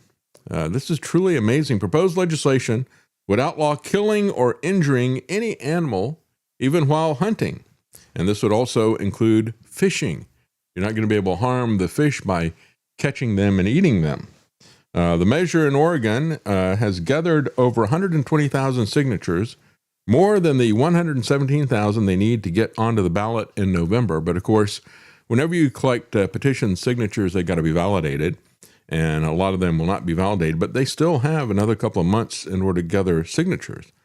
The law aims to expand the state's animal cruelty laws and remove exemptions from such laws that apply to various occupational and recreational activities. It would prohibit hunting, fishing, using animals in rodeos, castrating or neutering livestock, or conducting scientific research on animals. It would also prohibit slaughtering livestock, so you're not going to be able to have any Oregon-grown meat either as well. I remember we had one of the things we really enjoyed in Texas. We moved there for 3 years after we got married. First 3 years we were married, and we loved to go to the rodeo. As a matter of fact, they had a small rodeo that's outside of Houston where we lived. In a small community, and they had a rodeo every Saturday night, and it was an amateur rodeo, and it was covered, so rain or shine, they would have that rodeo, and then there'd be a dance afterwards. And so we used to do that all the time with our friends at Texas Instruments, and we had a lot of stories about that, because you would see these guys who are amateurs out there, and the cowboys were getting really seriously hurt. Not the bulls, however. The bulls are coming out just fine. As a matter of fact, I saw them carry back in the day. Now they have these guys who do the bull riding and stuff. Many of them wear helmets. They wear chest protection to protect their ribs and things like that. Back in the day, they just wore a cowboy hat. And I saw them get very, very seriously injured. We would see the same animals week after week. They actually introduced them by name. They took very good care of their animals. They were not abusing them. When we went to North Carolina, there was a rodeo that finally came through there and said, yeah, let's go to the rodeo. I haven't seen that for a while. And there are all these protesters out there. And I said, you really don't understand the first thing about rodeo. These people would not stay in business if they couldn't take care of their animals. And so, they might do something to annoy a horse to make him kick, but it's not anything that's going to harm them. You take your dog. We had a dog that we put little booties on in the snow. And we did that because he had this kind of hair that when he'd run through the snow, it would just get all balled up. It was amazing. So we put some booties on him. And you've probably seen the videos of dogs or cats when you put something on their feet and how they start walking, with really high feet. It's pretty comical. But, you can do that type of thing and not, that's not cruelty to the dog or the cat. And so they would do things like that in the rodeo, but they would take good care of their animals. Nevertheless, Oregonians would be forced into either a vegan lifestyle or they would have to rely on food that was shipped in from other states or countries, Not to mention increasing the food costs. Farmers, ranchers that have livestock that are now going to be out of business. That's right. I mean, if they get this passed, which I don't think it'll pass, but it's still amazing that they came this far. Well, it is Oregon. I mean, we're talking about Portland and things like that. It's got a chance of passing. They've had 120,000 people sign the petition. Yeah. But and they know that's going to put a lot of farms out of business, and so they've got a big fund that is going to give money to the people for job retraining and for income replacement. Get rid of the farmers. Just put them all on welfare. That'll solve it. That's right. It's absolutely insane, but it is Oregon, and Oregon is a beautiful place, but Portland is absolutely crazy. It criminalizes ranchers, farmers, and meat producers, and it threatens to kill thousands of jobs. It would redefine even if you're going to do breeding practices, it redefines that as sexual assault. So, the Jeffrey Epstein billionaire class can go free, but if you're involved in animal husbandry, you're going to get labeled as a sex offender if you're a farmer who's breeding animals. Farmers and their livestock, as well as veterinarian breeders, animal owners who could become criminally liable for these practices that are essential to the animal's health, to food production, and to genetic management. So already you got the Oregon Hunters Association is organizing to push back against this if it gets on the ballot and comes up in November. But it looks like it's going to make the ballot. They've still got another 30 days to collect signatures. Meanwhile, in another prohibition, you have Mercedes-Benz may be shut out of the U.S. market under a Trump administration bill that is aimed at Chinese automaker ownership. The problem is that Mercedes' biggest single shareholder is now a corporation that is largely owned by the Chinese government itself, which this bill that is circulating in Congress would prohibit then Mercedes from being sold in America. Even though Mercedes has American manufacturing facilities and employs more than 10,000 people in the U.S., they would be barred from doing business here. This is the kind of genius move that's being made by the central planners and the formerly conservative GOP, now that's been taken over by a New York Democrat, Donald Trump. So the bill is currently a House-only initiative with no companion in the Senate. So it may not pass, but it's just boneheaded stupid. As a matter of fact, there's you only have to have 15% ownership. And so that would exclude Mercedes as well as Volvo, and some smaller manufacturers like Lotus would be excluded from being able to sell cars in America. And so that is the insanity of where we are right now. We're going to take a quick break. And before we do, we're going to read the comments here. About AI, Wally Walrus says, I think live theatrical performances will make a big comeback. I agree. I do think so, yeah. Narrow Way, Narrow Gate Ministry. I think it's going to be a big blowback. People are going to be looking for all kinds of things that are authentic. You actually might have a revival of live music, which has disappeared. We've gone down this logical consequence. Live music was something that was had quite a bit of that, especially in Florida, where I was in college. And so there were a lot of opportunities, if you're a musician, to play live music. That pretty much is dried up even in tourist-heavy areas like Florida. But I can see with all of this, it went from that to studio musicians to disc jockeys and all. Now, if you go into artificial intelligence and you can just give it a prompt and say, create this genre of song, and here's the subject, and it generates the lyrics and all the rest of the stuff, and it's really not very good. I can see people wanting to get back to genuine stuff. As a matter of fact, I go back, if I get on YouTube and I see a special where you had, let's say, Andy Williams or something, like somebody who could really sing live, and they still have a lot of this stuff on YouTube. You go back and you see something like that and you think, wow, that was live. These guys did that live. It's very impressive. And I think people are going to be really hungry for that kind of authenticity.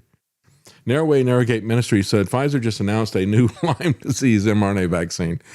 Yeah, problem solution. First you have the Plum Island crazy people create Lyme disease. Now you got a vaccine from Pfizer. Man. Big Brit is back again, says Google is going to release millions of mosquitoes. Yeah, they keep doing that. The device, this type of device in terms of speed control is going to be on all new cars. I agree, absolutely. What's to stop you, as a matter of fact? You've already got, if you've got some kind of a navigation program, usually it'll tell you what the speed limit is. It knows where the speed is in all these different areas where you're driving. It'll give you a warning if you're over the speed. So what's to stop them from just making that next connection to automatically give you a ticket and automatically ding your insurance rates? And Eric Peters and I have talked about this for a long time. I mean, they're right at all they have to do is just pull the trigger, and they can basically make it impossible for you to own, drive, and insure a car. It's very, very close to that happening. Hi Boo says, what about we just use humans to drive cars? Let's make a law about driverless cars. I'm all for that, absolutely. CJ Prumble says, you can only harm animals with wind, solar, and data centers. That'll be permitted, but nothing else. And only the elites can be involved in sexual assault, and they can do that not only to animals, but to children and other human beings as well. That's the direction that we're now headed. USA Honesty and Sincerity says they'll just import meat from Argentina. Yeah, they're our buddies. We like Javier Milei, don't we? So much so that we'll shut down American farms while we give him massive subsidies. And we're going to take a quick break. That really goes into why you need something like an electoral college, because of cities like Portland trying to shut down all farming and across the entire state. Mm-hmm, mm-hmm. Yeah, when you just go with simple democratic voting rather than having jurisdictional areas, and we saw that happening in North Carolina as well. In the county in which we lived, we bordered on Chapel Hill, which was a university town and had very liberal people. And we were living in a rural area that was mostly farms that had been there for generations. And what happened was you had a lot of these people who spilled out of the Chapel Hill area into this county. And they had a big agenda of what they would like to do. And they wanted to make sure that these rural farms were never sold and never developed. So it's like, yeah, we've got all this development here in this northern corner of the county, but we don't want any more people like us to come in. So we're going to stop all this, and we're going to tell the farmers what they can and cannot do with their property. And so they got a lot of pushback against that. And at the time, the county commissioners were elected based on territorial areas. And so these people very wisely and deceptively said, we're going to change it so that all the county commissioners are elected at large. So everybody in the entire county could vote for every one of the county commissioners. Once they did that, they had a large politically active leftist bloc of people in that area, and they elected an entire slate of county commissioners, and they took away the property rights of these farmers who had been there for a very long time. That's the way this works. And that's why, that really underscored with me the importance of having jurisdictional representation, which is really what the Constitution was set up to enforce, and why we have the congressional districts. But now, of course, they've got the gerrymandering and all the rest of this stuff. We're going to take a quick break, and we'll be right back.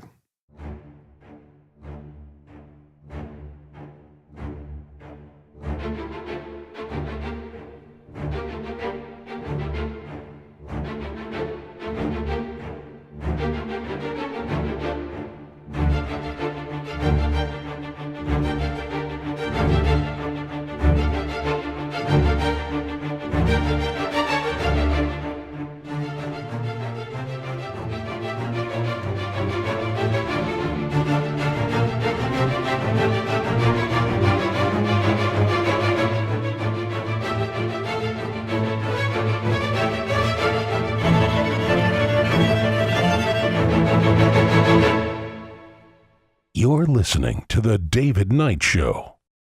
Elvis. Ladies and gentlemen, the Beatles. And the sweet sounds of Motown. Find them on the Oldies channel at apsradio.com. Yeah, we got a comment here from AP Rumbleseed, and absolutely right. He says, and God knows what they're vaccinating these animals with. That's the real cruelty. Yeah, the Trump administration saying, we're going to kill all these chickens unless you let us use an mRNA vaccine for bird flu. Who knows what else they're doing. As we went to break, Lance reminded me of a cartoon. You know, we just had Ferrari come out with an electric car, and the immediate response to it in the marketplace was such that it sent their stock plummeting. It's not only an electric car, but it's got like a glass coating or something like that. And it reminded me of what Eric Peters has always said about devices. He said these EVs are becoming devices. Well, this is as close as anybody has come to making their car a smartphone by putting this glass covering on it.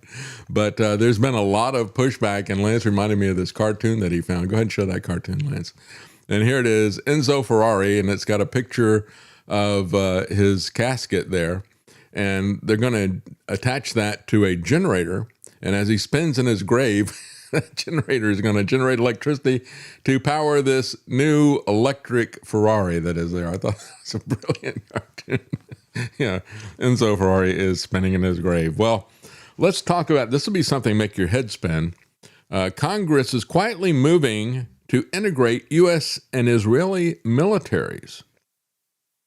Just when you thought that the foreign control of our government couldn't get any worse, here we have these people in Congress who've been bought and owned by the Israelis are now putting something into the next NDAA. And remember this NDAA, you know, whenever they want to get something to pass, it can be completely unrelated to defense. And they put it in the NDAA because they know that it's always going to pass. They always make sure they get that through. It would all but merge these two countries' armed forces together. This is an article from Responsible Statecraft. As they point out, at the time when the American public is expressing unprecedented levels of distrust in the Israeli government, Congress has proposed tying the U.S. to the Israeli military more than ever before. The 2027 National Defense Authorization Act, the NDAA, has a new section, 224, which is entitled United States-Israel Defense Technology Cooperation Initiative. The provision would do arguably more to intertwine the U.S. military with the Israeli military. And this has been something that they've been doing for a long time and really kind of keeping it concealed from Americans. Here's a former CIA officer talking about how they hide the amount of money that they give to Israel. The normal procurement process goes through State Department because State Department is the one that does government-to-government relations. It's moving that out of that public, something that can be monitored by the public and put it basically into a classified channel where the public will never know what Israel's actually getting. That's right, and it's going to get much worse. As a matter of fact, we know that Israel has gotten, since 1948 and its founding, $200 billion from the American government, from the American taxpayer. All of these things are being done to be able to increase the amount of money that we're giving to Israel without you knowing about it. Section 224 lays the groundwork for bilateral research and development, for co-production of weapons, joint ventures, licensing agreements, every manner of U.S.-Israeli military-industrial complex cooperation. The U.S. and Israel already work together heavily on missile defense, but this would greatly expand coordination to seemingly every area of defense tech, including AI, quantum, autonomous systems, directed energy, cyber, biotech, and many more. It also proposes network integration and data fusion. In other words, the U.S. military's data could soon be the data of the Israeli military. And or in other words, all the stuff that they're constantly collecting about every American is going to be handed over to the Israelis, along with the best AI tech we've got. And when you look at how they're to be capable of piloting autonomous drones to kill people. And when you look at how they are weaponizing any criticism of the Israeli government, first of all, calling it racist because that's the standard technique. But you got all these different states as well as other jurisdictions who are criminalizing any criticism of Israel. How is this going to be used? This would provide a higher level of military-industrial integration with than the U.S. has with any other country in the world. The U.S. currently works closely with NATO partners to co-produce and to share supply chains. However, the number one arms dealer in the world, as the number one arms dealer, the U.S. provides weapons to militaries around the globe, but that is mostly a one-way street. Section 224 would be a different beast entirely. It would further fuse the U.S. and Israeli military sectors in multiple areas vital to the battlefields of the future, like autonomous systems and cyber. It would also bring extraordinary Israeli influence to the U.S. beyond what has already happened through the Israeli lobby and its robust network of social media influencers. So again, you can expect weaponized surveillance and weaponized censorship because they are demanding this over and over again. For example, here is the guy who is the father-in-law of Kevin Warsh, who Trump just put in charge of the Federal Reserve.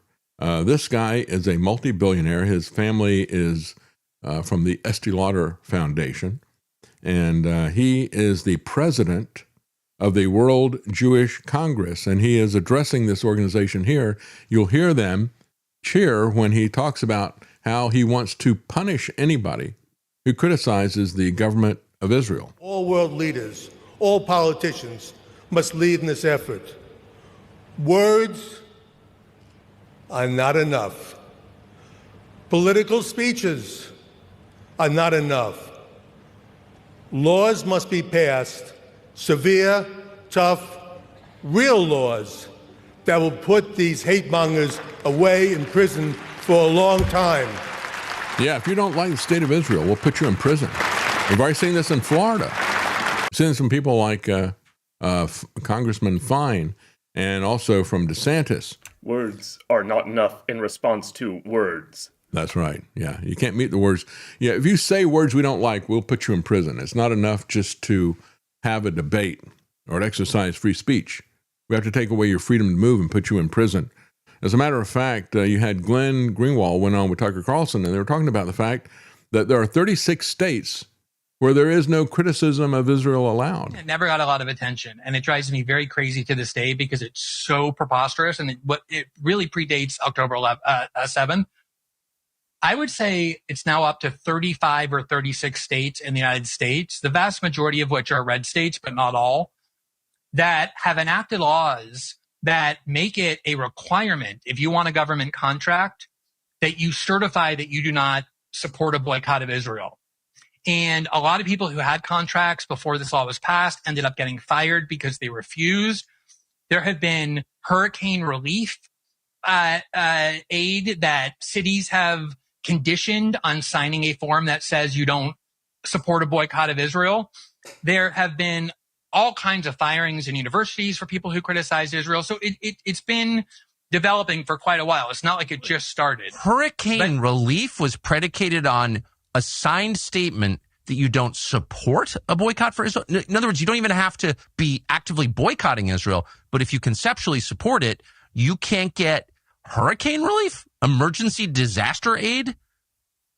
Is that true? First of all, this is the kind of thing that I know people don't believe unless they go look it up. You know, it's so shocking. I know. If I didn't see it myself, I also wouldn't. Imagine what they're going to do when they merge with defense. That's the conspiracy theorists saying crazy stuff. No, that actually is something that was instituted in many places. Different kinds of language, but mostly it requires that you certify that you don't participate in a boycott of Israel in order to get, a state contract or in order to get hurricane relief. There were HHS regulations once RFK took over that were forced on by the administration that said certain grants you can't get unless you certify that you're not supporting a boycott of Israel. Talking about grants for research that would help Americans' health that would then got conditioned on this sort of thing. So this has been something that has been going on for a while. Let me just say one other thing, Tucker. Of course, they'll weaponize everything. And whenever we get money from the government for any purpose, think about this if you're a homeschooler or whatever. Whenever you take money from the government, they will weaponize it. They will use it to bribe you initially, then they will use it to blackmail you. And so we are not surprised when we see stuff like this. But, yes, what do you want to say? Well, we've talked about how I've looked into manufacturing in the U.S. and watched videos about people trying to put a product on the market. And one thing that I've seen several people mention is that the one sector of manufacturing in the U.S. is being driven by one piece of legislation that says the government can't purchase anything that the military might use from any overseas seller. So if anything that is going to the military or put on a ship or any of that, that has to be built in the U.S. And that's basically all the U.S. manufacturing that's left. So in other words, if you're a manufacturer in one of these 36 states, your biggest potential client, probably your biggest client, is threatened if you support conceptually a boycott of Israel. That's right. Yeah. Same thing they were doing to Anthropic. They said, well, we're going to label them as a supply chain risk. And that means that nobody that we buy from can use their product either, right? And so when Trump is putting in his tariffs and other things like that, what does he use as justification? Well, we have to buy American. We can't be dependent on a foreign government because, I don't know, they might blackmail us or something. And yet you've got Jonathan Pollard, who continually brags about the fact, he's done it in at least 2 different interviews, continually bragging about the fact that Israel blackmailed the United States over nuclear weapons. Not only did they steal the nuclear weapons from us, then they threatened to drop the nuclear weapons on neighboring states unless we gave them aid. And after we gave them aid, then the Arab countries enacted the OPEC boycott against us in 1973 that had massive implications for the United States as well as globally in terms of an oil shock that happened then. And yet, what is driving a lot of this? As you heard Glenn Greenwald say, a lot of this is coming from red states. Why is that coming from red states? Well, there is a religious component to this. You have a lot of Christian Zionists who always talk about Judeo-Christian values and Judeo-Christian this and that and allies. Here's a good example of what Judeo-Christianism is really about. Here's Ben Shapiro. From a Jewish point of view, where we don't believe in the divinity of Christ, I think that there you can make an argument that the Gospels, which were written, he was just a prophet. No, we don't even believe he was a prophet. What do you think he was? They think he was rotting in hell. What do I think he was historically? I think he was a Jew who tried to lead a revolt against the Romans and got killed for his trouble, just like a lot of other Jews at that time who were crucified for trying to lead revolts against the Roman and got killed for their trouble. So he became legend in story, and it became a bigger and bigger deal as time went on. Yeah, he had a group of followers, and then that gradually grew, and then do you think he was resurrected? No, that's not a Jewish belief. Okay, I just want to check. Yeah, no, we're not into we're not into miracle stories. No, that's no? Not, no. You don't have any miracles? No, not by Jesus. Right? No? They're ones in the Old Testament. Ones? Like I can't join a church. I assume I don't believe the things that people in the church believe. You probably could if you don't. And of course, that's fine. He can believe whatever he wants, but he doesn't believe the Old Testament either. He also said, and I think it was that same interview with Joe Rogan, he was asked, well, do you believe that Moses parted the Red Sea? No, I don't believe that.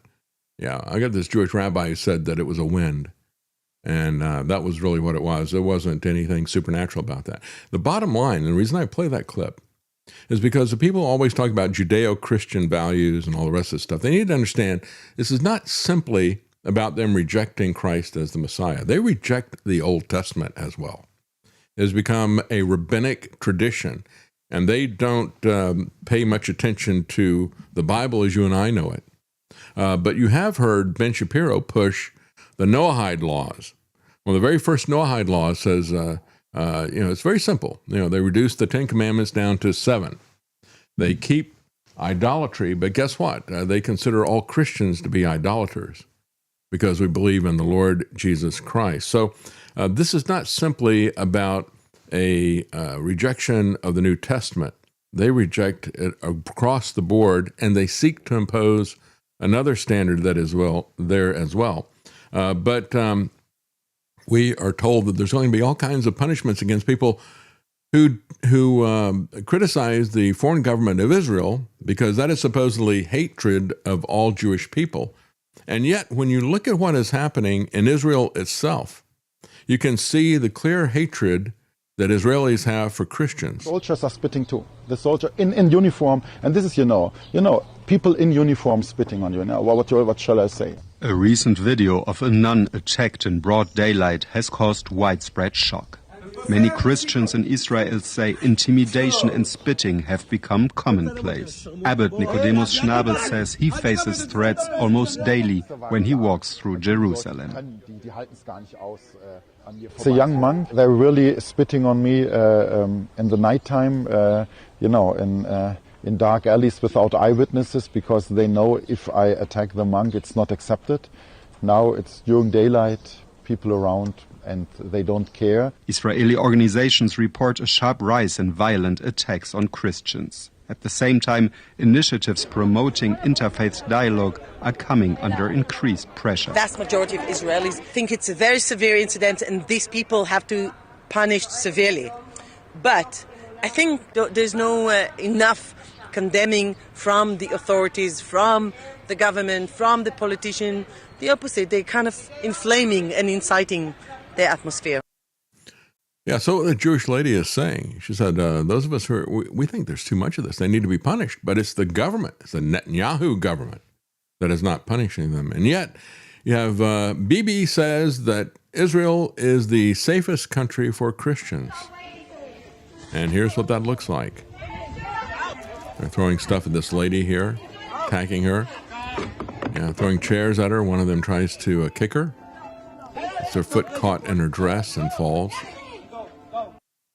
Yeah, that is where we are. And with all this happening, you have Jonathan Pollard bragging about threatening the United States and blackmailing the United States. And he says, we've got this tradition in Western society that we don't use nuclear weapons. I think that's wrong. We need to be able to use nuclear weapons against people because they're filled with hate. And it's interesting that there's this, whenever you criticize their politics or you criticize their policies or you criticize their wars, they call that racist. Well, maybe that's true because it is a government that is built on race. And if you're not that race, they come after you. We don't have a term like that for hatred of Christians because Christianity is absolutely not based on race. And that's what the people who are the Judaizers who are pushing this Judeo-Christian theology that is out there, that's what they don't get, that Christianity is not about race. It erased all of the racial divisions that are out there. But here's Jonathan Pollard talking about how they control the United States already. During the Biden administration, we were just about to go into Lebanon because Hezbollah finally came in and was bombarding us. The 7th day or the 10th day? Yeah, it was like almost 2 weeks after the war in Gaza started. Okay. And the Biden administration made it very clear that we were only to go in partially, and even then for a very short period of time. And most of us understood that this was an opportunity that we had to finish off Hezbollah. Okay. And we blinked, as they say. We blinked. So when I discussed this matter with certain people in the Prime Minister's office and in the Kiryat, I reminded them of something.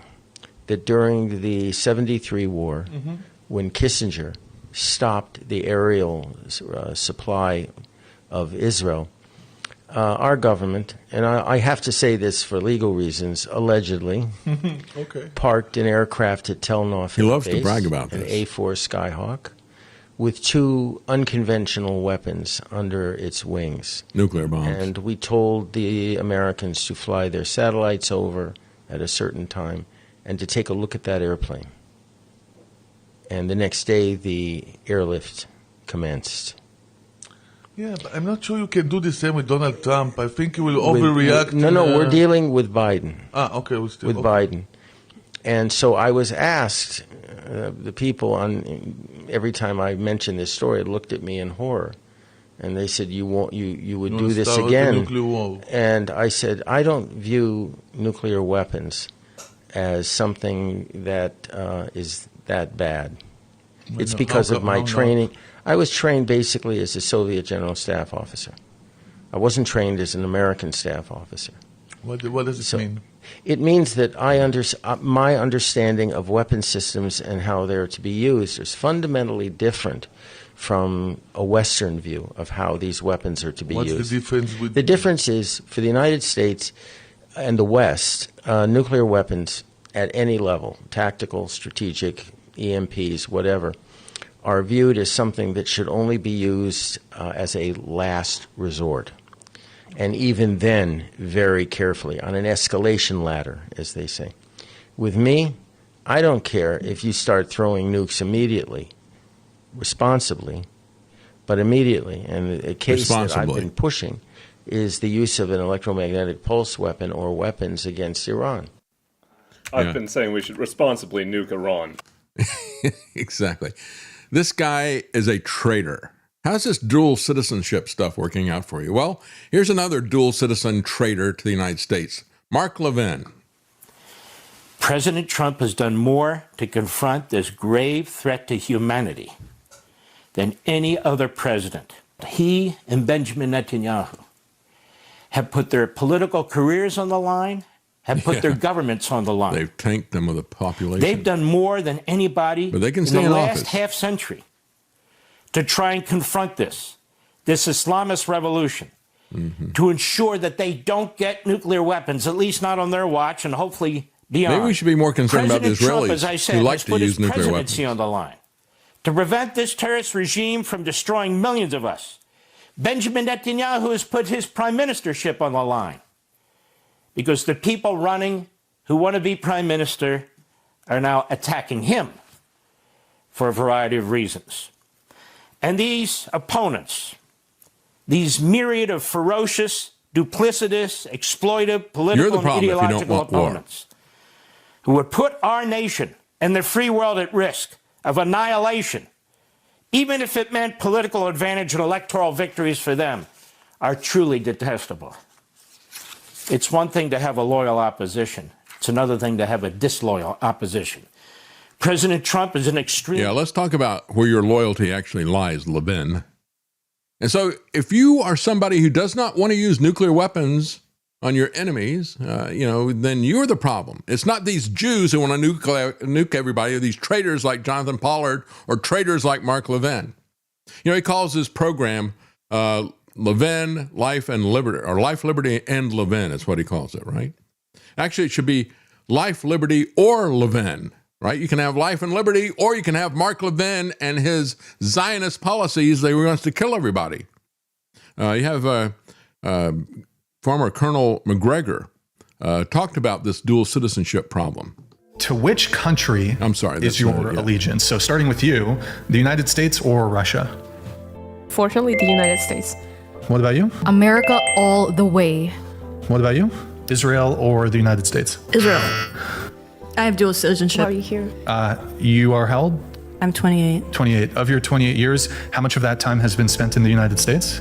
26 and a half. And just so, can you explain why you pick Israel over the United States? My family's there. If your allegiance is to Israel, why don't you live there? Why do you live here? Yeah. Work.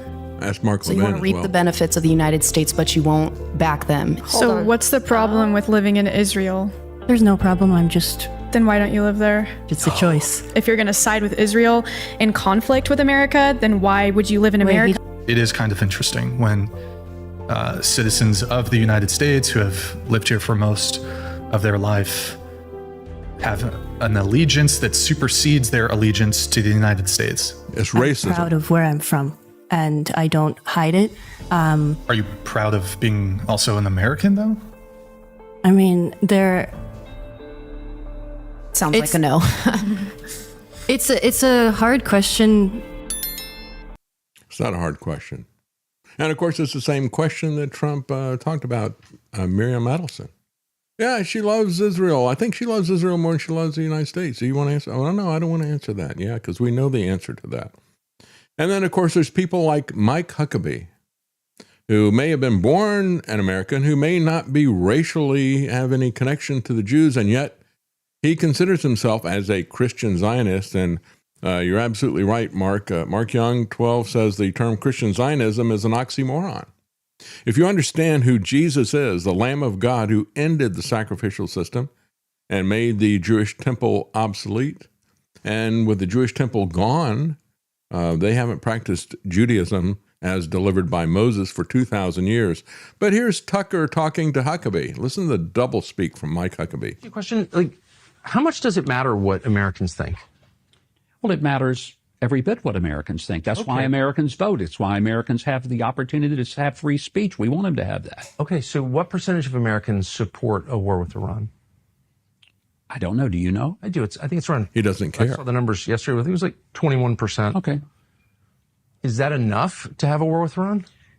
We don't live in a world where you have a poll taken to find out whether our policy should be a particular direction. Because I thought you just said that that's we direct vote. democracy. No, we care deeply about it. But on the other hand, do we make the decisions of foreign policy and even domestic policy based on We what care the deeply latest about poll it in number what is? sense? If we're ignoring it, then in what sense do we, quote, care deeply about it? Well, I think we care deeply when we see there's a threat. No, but about Americans' opinions. So you've got 350 million Americans. Yeah. They voted in this last election on the basis, in part, of the promise no more wars. Okay. Mm-hmm. So now we're about to have a war, looks like.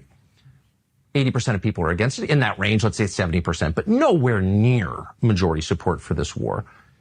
And it's not direct democracy, but it is a form of democracy. It's representative democracy. The ultimate form of democracy in our system, in a republic, because we're not a true democracy, we're a republic. Exactly, right? It's a mediated democracy. It'll be an opportunity for Americans to vote if they think that we've made the wrong policy decisions. I personally think the president is making the right policy decisions. But I guess, but you just said it matters deeply what Americans think, and if the overwhelming majority are against it, in what sense? Yeah, you get the idea of the doublespeak. And the bottom line is that they don't even bother with the elected representative. Oh, we don't have a direct democracy. We have a republic. You didn't even follow the Constitution. Have a debate as to what this would look like, what the goals are, why we are getting involved in the war, and what the end of this looks like. Well, retired Colonel McGregor talks about the problem of dual citizenship. The price increases coming to your grocery store in the months ahead will not announce themselves politely.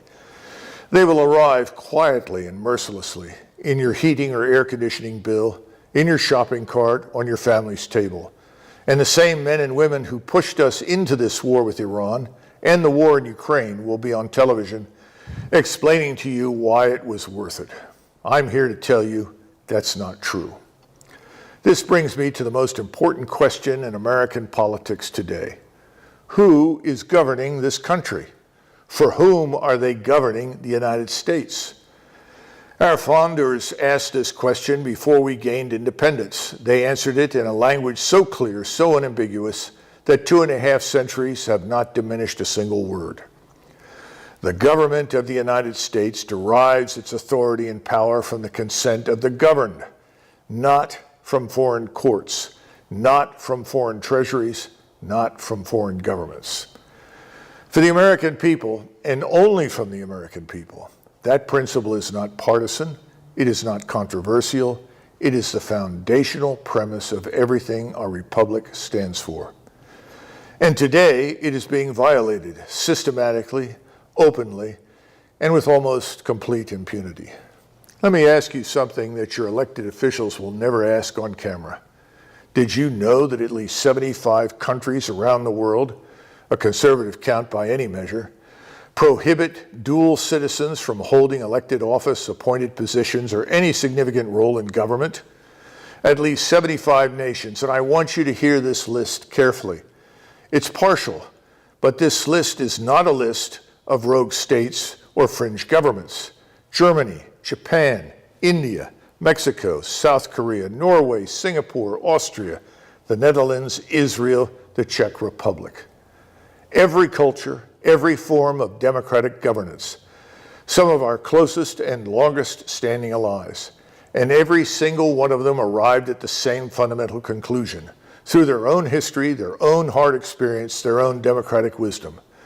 The person who governs must be undivided in his or her allegiance to the people they govern, not half loyal, not conditionally loyal, undivided. But I want to draw your attention to one country on the list. One country whose inclusion in this list is not merely important, it is definitive. That country is Israel. That is correct. Under Israel's own basic law, the foundational legal framework of the Israeli state, any member elected to the Knesset, Israel's parliament, who holds foreign citizenship, must renounce that citizenship before taking office. Anyone with dual citizenship should be prohibited from holding federal appointed or elected office or any role in the U.S. government inside the United States. The American-Israeli Public Affairs Committee, known as AIPAC, and its wealthy supporters spend hundreds of millions of dollars to influence or control foreign policy objectives. Yet Israelis hold their own government to a standard of undivided national loyalty. Let that sink in for a moment.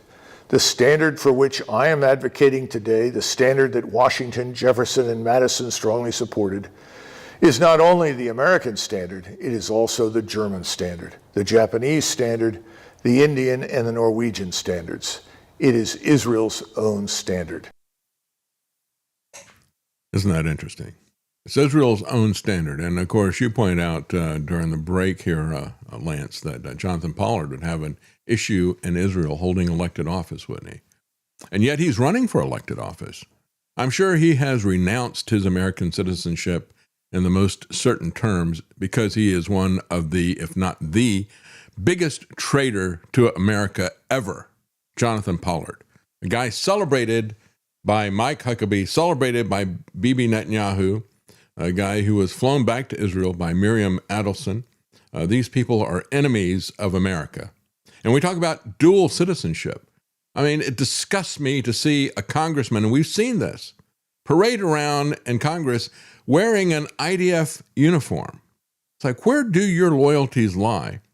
It truly is amazing. And the result of all this is the fact that we have Congress and Trump who said, well, Congress used to be owned by Israel, and rightfully so. But I can do a better job. You're just not getting your money's worth. You know, you need to own me. And so he prostituted himself to Israel. And I thought it was interesting. I'm Marty had a great idea for a cartoon yesterday. And he put Trump in an Elvis suit standing in front of the Strait of Hormuz, the caption, "Caught in a Trap," you know, the Elvis song. And I thought, oh, yeah, we need to run with that. So we're going to play that out as we take a break, as we end the program. I saw Marty's Elvis Elvis Trump, and I thought, well, you know, with all the stuff coming up, since Trump has had all the acts cancel on him for his big party that he's going to throw around the 4th of July, and he was saying, you know, I draw bigger crowds than Elvis. Well, maybe he'll sing for us. And I would assume that maybe he could get Benjamin Netanyahu and he could sing to him that they're caught in a trap.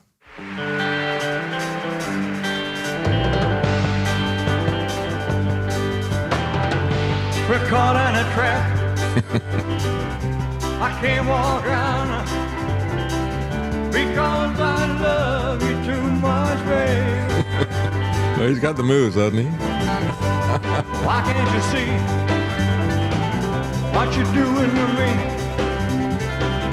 when you don't believe a word I'm saying? We can't go on together with suspicious minds. Yeah, I'm caught in a trap, baby. No, just change it to BB. Yeah, hat tip to I'm Marty. That was a great idea. And that's it for our show today. Thank you so much for joining us. Have a good day.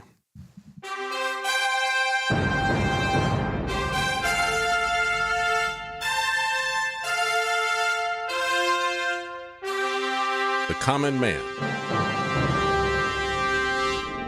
They created Common Core to dumb down our children. They created Common Pass to track and control us. Their Commons Project to make sure the commoners own nothing. And the communist future. They see the common man as simple, unsophisticated, ordinary. But each of us has worth and dignity, created in the image of God. That is what we have in common. That is what they want to take away. Their most powerful weapons are isolation, deception, intimidation. They desire to know everything about us while they hide everything from us. It's time to turn that around and expose what they want to hide. Please share the information and links you'll find at thedavidknightshow.com. Thank you for listening. Thank you for sharing.